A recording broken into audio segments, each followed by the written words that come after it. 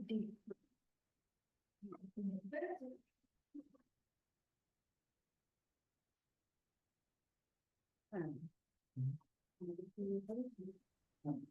we audible?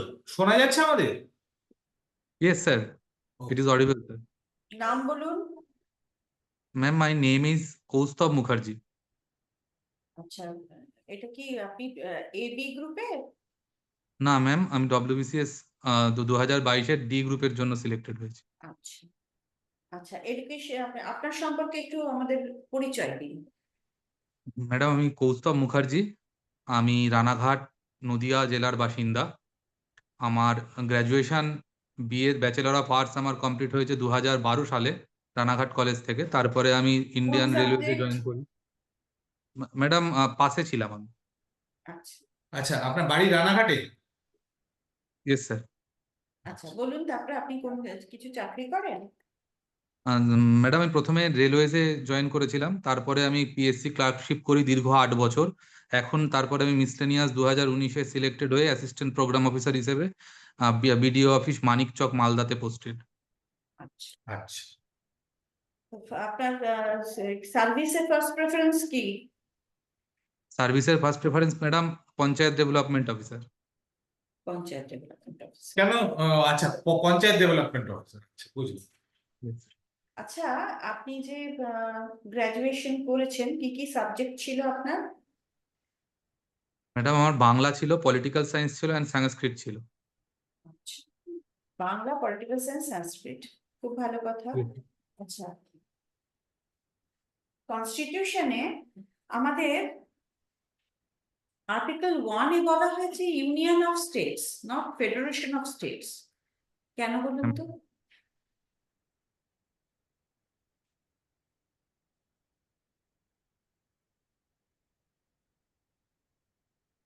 Madam, এটা এই মুহূর্তে বলতে পারবো না।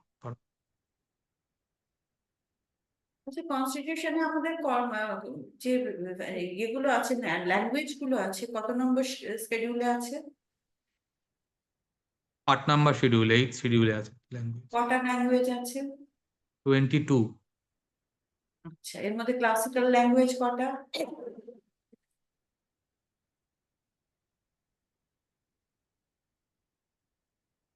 ম্যাডাম, পারবো না। হবি কি? ম্যাডাম, হবি অ্যাজ সাচ স্পেসিফিক কিছু নেই। আমি ক্রিকেট ফুটবল খেলা দেখি অবসর টাইমে যেটুকু পাই, আর কিছু কন্টেন্ট দেখি, ব্যাডমিন্টন খেলা খেলি, ক্রিকেট খেললাম, ফুটবল খেললাম, এই মানে কোনো আচ্ছা, স্পেসিফিক। আপনাদের ইয়ে থেকে, আপনাদের জেলা থেকে কোনো ক্রিকেটার আছে কি আমাদের বাংলার রিপ্রেজেন্ট করছে? বাংলা রিপ্রেজেন্ট করছে ম্যাডাম, মানে মহিলা না পুরুষ? যাই হোক, মহিলা পুরুষ ইন্ডিয়া রিপ্রেজেন্ট করেছে। মহিলা তো ফিমেল হিসেবে শ্রীমতী ঝুলন গোস্বামী, আমাদের চাকদায় বাড়ি, রানাঘাটের পাশে, উনি ইন্ডিয়াকে রিপ্রেজেন্ট করেছেন। সম্প্রতি ওনার নামে বায়োপিকও হয়েছে খুব। আর এছাড়াও বাংলায় খেলা কিছু প্লেয়ার আমাদের রানাঘাটেও আছে, যারা বাংলায় এ গ্রুপ বা বি গ্রুপ খেলেছেন। ঠিক আছে।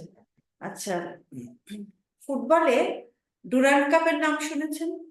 হ্যাঁ ম্যাডাম। আচ্ছা, এই ডুরান্ড কাপ কোথায় শুরু হয়েছিল?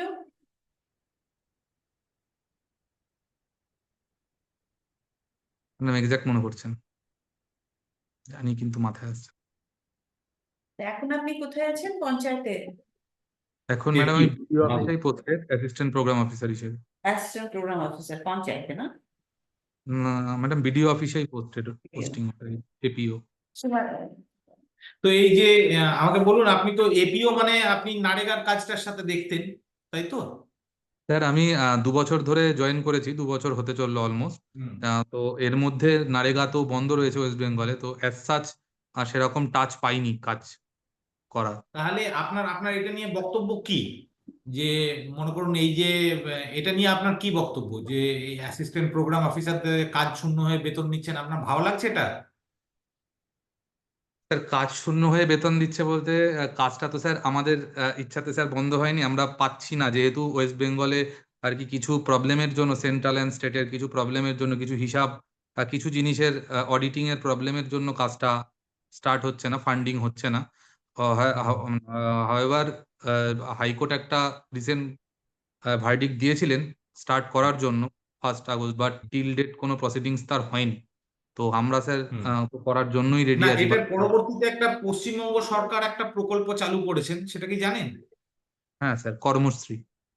হ্যাঁ, সেটাতে এপিওদের কোনো ভূমিকা আছে? হ্যাঁ স্যার, আছে এপিওদের ভূমিকা স্যার কর্মশ্রীতে। কি আছে? ওয়ার্ক প্রোভাইড স্যার কর্মশ্রীতে অ্যাকচুয়ালি স্যার বিডিও এবং পঞ্চায়েত লেভেলের মধ্যে যে কর্মশ্রীর যে রিকুইজিশন, লেবাররা যে বিভিন্ন স্কিমের ক্ষেত্রে তাদেরকে এনগেজ করা হবে, তাদের অ্যানেক্সার গুলোকে নেওয়া, সেগুলোকে ডিস্ট্রিক্ট লেভেলে প্রোগ্রাম ডিপিসির কাছে পাঠানো, ডিস্ট্রিক্ট প্রোগ্রাম কোঅর্ডিনেটরের কাছে এডিপিসির থেকে অ্যাপ্রুভাল নেওয়া, তাদেরকে কর্মশ্রী পোর্টালে ইনকর্পোরেট করা, এগুলো টোটালটুকু জিআরএস ভিএলই গ্রামীণ রোজগার সেবক এবং ভিলেজ লেভেল অন্ত্রপ্রিনিয়রদেরকে দিয়ে পুরো কাজটাকে চ্যানেলাইজ করানো, এগুলোর ক্ষেত্রে টোটালটাই মনিটরিং এর দায়িত্ব হচ্ছে APO as an nodal officer of MGNREGS. ঠিক। আচ্ছা, উনি দিয়েছেন কি, অপশন কি দিয়েছে? অপশনাল তো থাকবে না ম্যাডাম, এটা তো তোর না না, অপশনটা, আচ্ছা, সার্ভিস অপশনটা। সার্ভিস অপশন পিডিও দিয়েছে প্রথম। আচ্ছা পঞ্চায়েত পিডিও আছে ডেভেলপমেন্ট। ম্যাডাম, দেন সিআই, তারপরে রিফিউজি রিহ্যাবিলিটেশন অফিসার। আচ্ছা, পঞ্চায়েত ডেভেলপমেন্ট অফিসারের কাজ কি?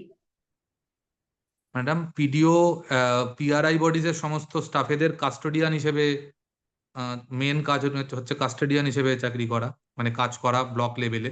পিআরআই বডিজ এর যত স্টাফ আছে এবং পঞ্চায়েত লেভেলে যে স্টাফেরা আছে গ্রাম পঞ্চায়েত লেভেলে, আর তার সাথে অ্যাজ অ্যান্ড হোয়েন বিডিও সাহেব যা যা অর্ডার ওনাকে করেন, এছাড়াও উনি অর্থ, আমাদের যে সমিতি আছে, সমিতি 10টা স্থায়ী সমিতি আছে, তার মধ্যে অর্থ ফিনান্সের যে সমিতিটা আছে স্থায়ী সমিতি, পঞ্চায়েত সমিতি, তার একজন মেম্বার হিসেবে রোল প্লে করেন উনি, পিডিও।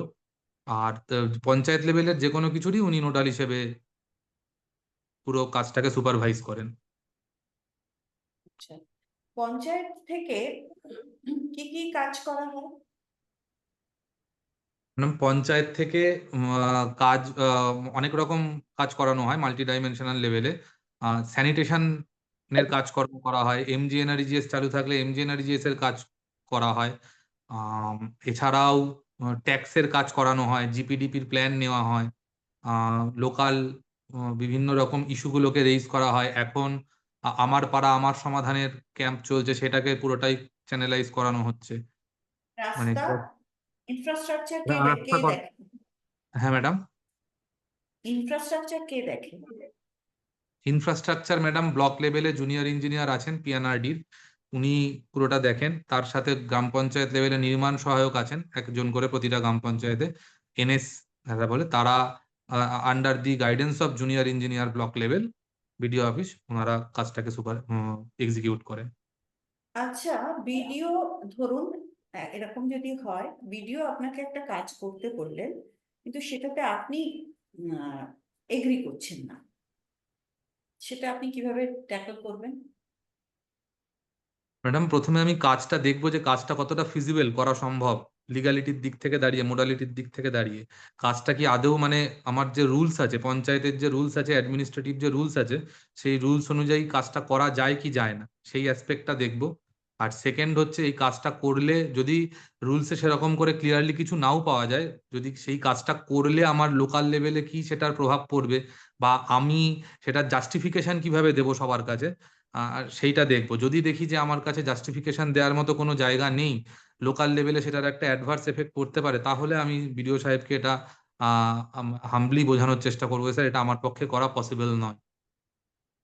যদি এরকম হয় যে ভিডিও আপনাকে তাও বাধ্য করলো, তাতে কি আপনি আপনি না কি ম্যাডাম, করবেন আমি তখন? আমি যদি সেটা দেখি, আমাকে বাধ্য করার মতো ম্যাডাম করা যাবে না, কারণ সেখানে তো আমার পরবর্তীতে ইন ফিউচার আমি বিপদে পড়ে যাব।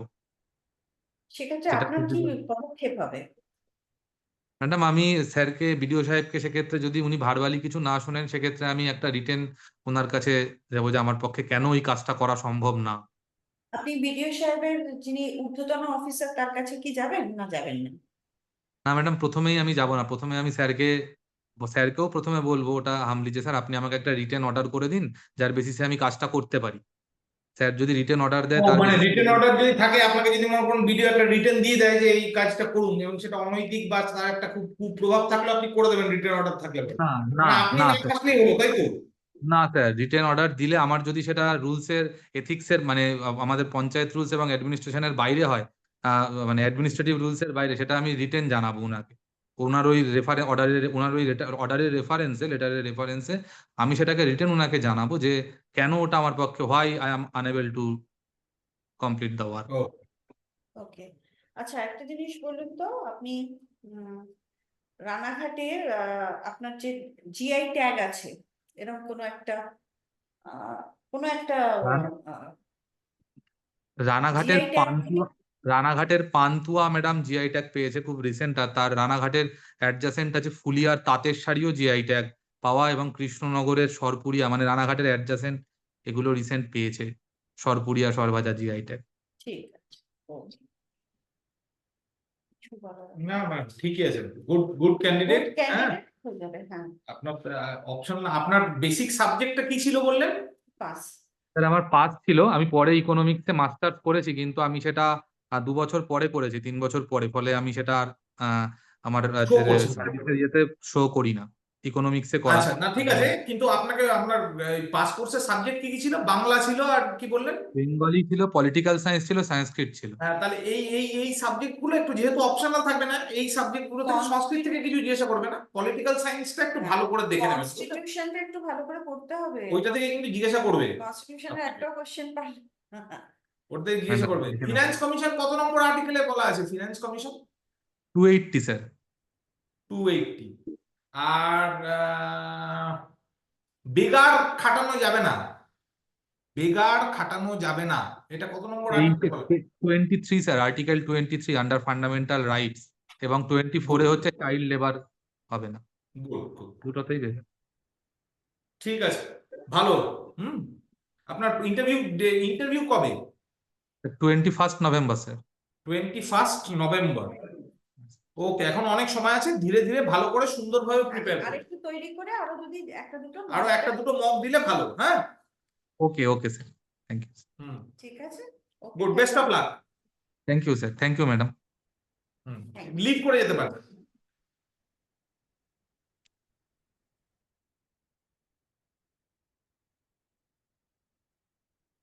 কেটে দিন নাকি ম্যাডাম? নাকি আমরা আমাদের কাটার দরকার নেই, ওরাই কাটবে নাকি? না, আমাদের হয়ে গেল যখন এন্ড করে দিই যখন আছে।